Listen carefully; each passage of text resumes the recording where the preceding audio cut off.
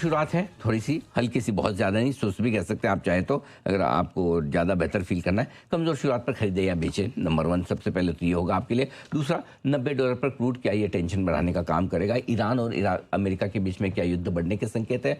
दिग्गज बैंकों के नतीजे कैसे समझे, अच्छे या खराब? रिलायंस क्या निफ्टी को बचा सकता है या दबाएगा?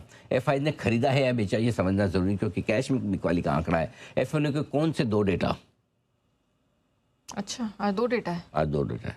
कौन से 2 डेटा है? बेहद अहम। किन लेवल्स के ऊपर टिकने पर ब्रेकआउट होगा कंफर्म, और किन लेवल्स पर अब है बड़ा सपोर्ट? बड़ी तेजी के बाद एक और ये बड़ी रिसर्च बहुत काम की, जो मैंने आपको कहा था शुक्रवार को मैं मंडे रखूंगा। क्या आईटी शेयर खरीदने का समय है, बेचने का समय?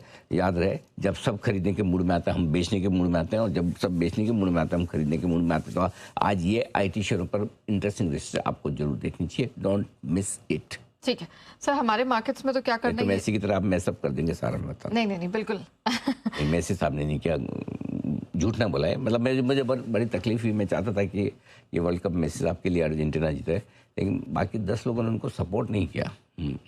सिर्फ एक ही आदमी ने सपोर्ट किया मेसी साहब को, जो अर्जेंटीना के गोलकीपर, वो खेले। बस एक ही प्लेयर खेल रहा था अर्जेंटीना की तरफ से, उधर सामने 11, इधर अकेला 1, वैसा हाल है।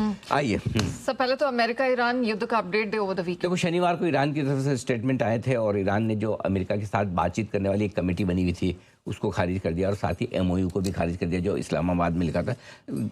वास्तु से के हिसाब से बराबर नहीं था, जिस जगह उन्होंने एमओयू लिखा लंबा चल नहीं था। इस्लामाबाद में लिखा हुआ एमओयू कहाँ लंबा चलेगा? ठीक है, तो ईरानी सुप्रीम लीडर ने कहा कि यूएस राष्ट्रपति के दस्तखत की कोई न तो कीमत है न विश्वसनीय। इस बात से हम सहमत हैं। कीमत तो है, विश्वसनीय नहीं। हाफ सहमत है, पूरे नहीं। कीमत तो है, साइन किया तो साइन की तो वैल्यू, हाँ विश्वसनीयता नहीं, ये तो बात बराबर है। रविवार को ईरान ने कुवैत की रिफाइनरीज पर हमला किया, और आज रात, मतलब कल रात वाले में जब वर्ल्ड कप फाइनल चल रहा था, ईरान पर लगातार 90 दिन हमले जारी रहे। इस बीच जॉर्डन पर और इराक पर जो हमले किए ईरान ने, उसमें 3 अमेरिकी सैनिकों के मरने की खबर है। आज सुबह सुबह अभी ताज़ा ट्रम्प साहब का बयान आया है मैच के बाद में। मैच देखने गए थे भाई साहब वहाँ? देखा क्या आपने? मैच में बैठे हुए थे, मैंने देखा उनको मैडम के साथ में। तो युद्ध में मारे गए जवानों के सम्मान में ईरान पर उन्होंने हमले तेज किए। उन्होंने कहा कि वो जो जवान 3 मरे हैं हमारे, और बोलते हैं हॉर्मुज़ को हम ही कंट्रोल करते हैं, ईरान के हाथ में कुछ भी नहीं है। निकलने दो ना फिर सबको, ईरान के पास कुछ नहीं है तो हॉर्मुज़ कंट्रोल करते, निकलने दो सबको। निकल तो नहीं पा रहे, बंद पड़ी है। ईरान के पास किसी भी हालत में परमाणु हथियार नहीं रहने देंगे, ऐसा ट्रम्प साहब का कहना है।